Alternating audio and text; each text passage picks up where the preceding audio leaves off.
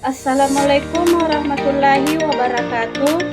Perkenalkan, nama saya Yulianti, kelas 233B, Prodi Manajemen.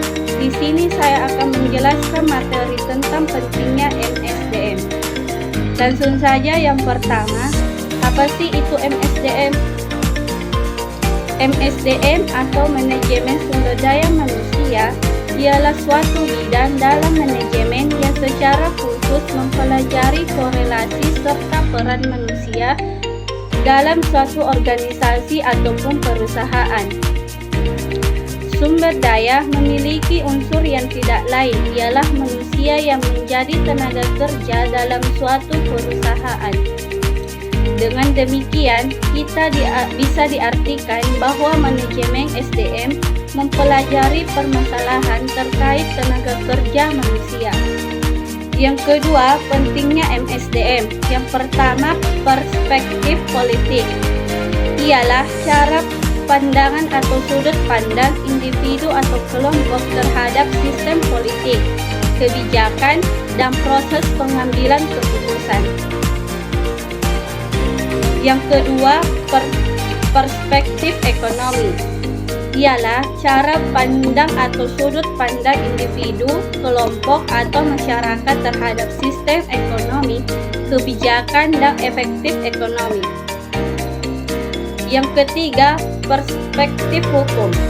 Adalah cara pandang atau sudut pandang individu, kelompok, atau masyarakat terhadap sistem hukum, norma, dan kebijakan hukum. Yang ketiga, perspektif sosial kultural. Ialah cara pandang atau sudut pandang individu atau kelompok terhadap realitas sosial dan budaya.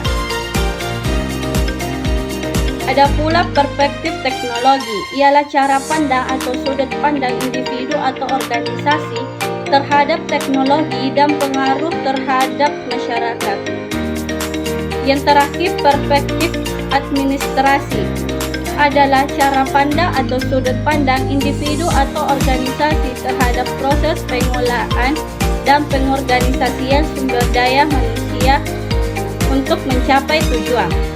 Bagian ketiga, tujuan MSDM. Ada beberapa tujuan MSDM. Yang pertama, tujuan organisasional, tujuan fungsional, dan tujuan kemasyarakatan, dan tujuan personal. Bagian keempat, fungsi MSDM. Yang pertama, fungsi manajerial. Ada beberapa bagiannya. Yang pertama, perencanaan, pengorganisasian, pengarahan, dan pengendalian. Fungsi operasional. Ada beberapa bagian, yaitu pengadaan, pengembangan, kompensasi, integrasi, pemeliharaan, dan pemisahan. Bagian kelima, manfaat manajemen. Ada beberapa manfaat manajemen. Yang pertama, perekrutan, pengembangan karir, dan pelatihan. Yang kedua, sistem manajemen kinerja. Yang ketiga, membangun budaya dan lingkungan kerja yang kondusif, manajemen konflik.